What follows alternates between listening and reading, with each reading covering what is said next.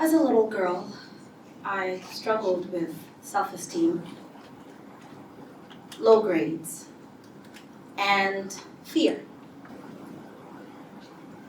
I grew up in Lagos, Nigeria, and my parents wanted their two girls to have the best education and the best opportunities in life. So we were sent to boarding school. And I was excited at first because I thought, I don't have to get parental guidance for the next 6 years. Yeah, but boarding school was something else. Imagine at the age of 11, learning that I had to wake up at 5 a.m. every day. And promptly go to bed by 9 p.m. every night. And then the rigorous schedule. Must be at the dining room by this time. Must do this and must do that. And it was one of those proper schools, etiquette, decorum. Use this fork and this spoon.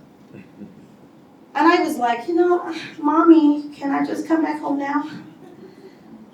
But 6 years was the plan. And so I began to ask questions of those students who had lived in the school 2-3 years already. I said, guys, what's working? What are you doing to sort of escape tardiness, incompetence, being late? Because punishment, severe punishment came with not being on time for assembly or for dinner or extracurricular activities. And it was like, wash the entire dining room, and it was huge. 600 girls, wash bathrooms, and use the machete to cut grass. Yeah, nobody wanted that. I hear some people giggling. You guys know. So I began to learn about service. And everyone I saw who actually enjoyed themselves in this school were like the leaders, the teachers, the chefs, and they just were on their schedule doing their thing, and it worked out. So I said, well, I want to be like them, so I began to join clubs. The first club I joined was the band. Because now I would be on time because we had to play the national anthem every morning, so I was like, I'm getting out of here. I could be first in the bathroom, first in the dining room. I never had to worry about being late for the remaining 6 years because I had to be at the band by 7:30. Solved that problem for me. Let's go to the grades. I started doing dance because I loved dancing for a long time, so I joined the dance club. And it helped with math because I'd be 1, 2, 3, 4, 5, 6, 7, 8. Yeah, you better eat all the food on your plate. I used dance and music to challenge some of my classes, and it was working. The next club I joined that I served in was the literature club. I got to use my British accent that I had learned while traveling with my parents, and it worked. I captivated the room, and everyone sort of loved it. They were like, oh, do that again. And I was learning how to do my English work better, and speak better, public speaking, impromptu, challenging that fear and that timid, the low esteem was going away because now I was bold, shoulders up. The next club that I served in was the Girl Scout. It was new at my school because our principal had studied abroad, and she brought the whole idea of the fact that many girls in the world were scouts.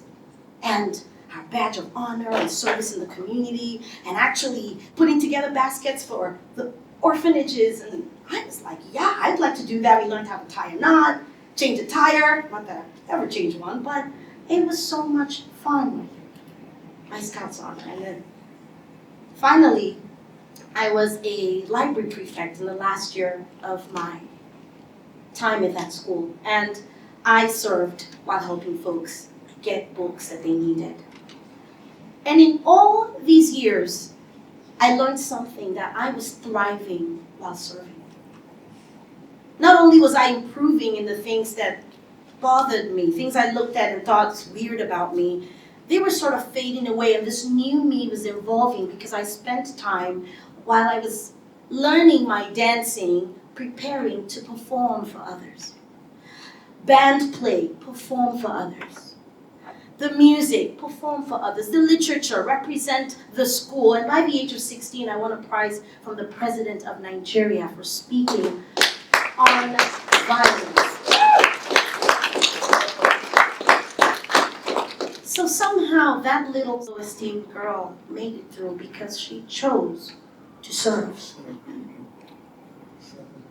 So I want to go into 3 things that I believe helped me at this time that will help anyone that gets a chance to watch this speech. First, I want to start with the resolve, making up your mind that you are going to win. That somehow life that you have has a solution before the problem existed.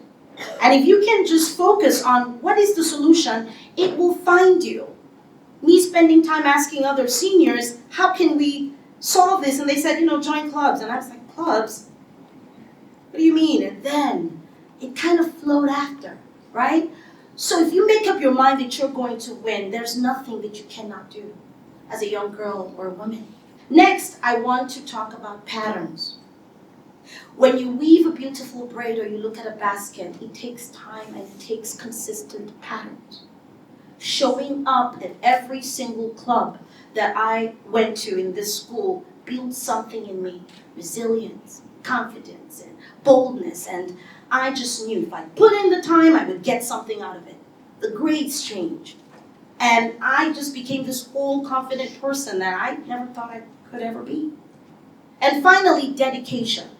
I was dedicated to the resolve and to the pattern. At the core of resolving to win and following the pattern that will give you the win. And then, of course, finally, being dedicated to it will give you the success you need. So I invite you, my sisters, my cousins, my mothers, my friends, to begin a journey of thriving in service. Find that space in the community where you're needed and find what makes you happy and serve there, because in that service you will make memories that help you thrive, and in turn you will sow a seed in the community that will grow and last for a lifetime. Thank you and bless you.